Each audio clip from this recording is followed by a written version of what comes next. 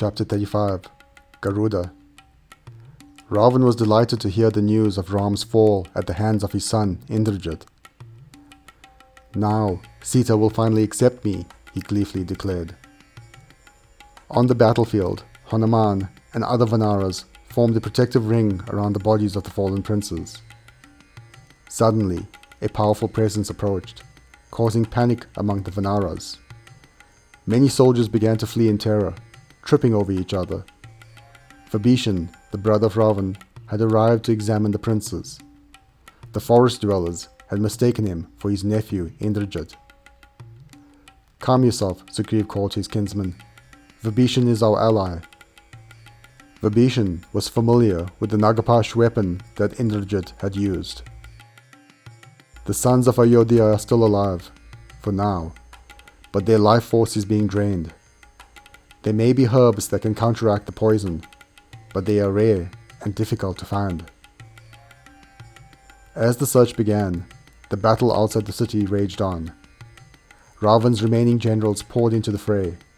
Nal and Jambavan fought with valor, unseating Rakshasa commanders by destroying their war beasts and engaging in fierce hand-to-hand combat.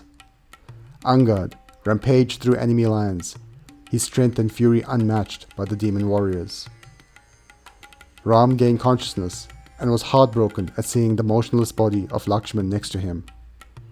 "A more loyal brother could not be found in the three realms," he whispered to Lakshmana.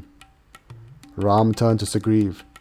"You have been a loyal ally, Sugriv, but you should return to Kishkinda. There should not be any more lives lost."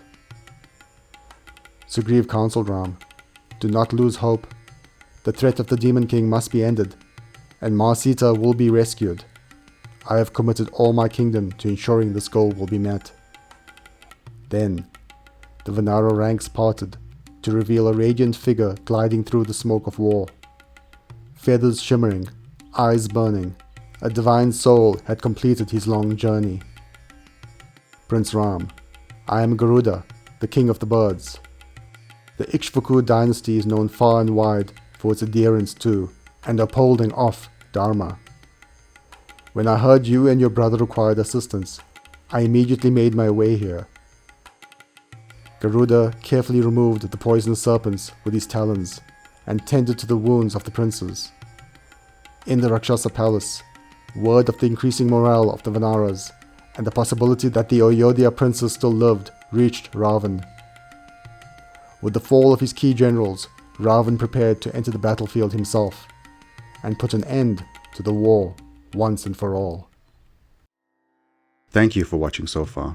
I hope you enjoyed. If you did, please hit the like button. If you're new here, please subscribe. This will ensure that more people can find this resource. Click the notification button so that you can be the first to know about new uploads. And please do comment below. I'll do my best to reply to any questions. Thank you.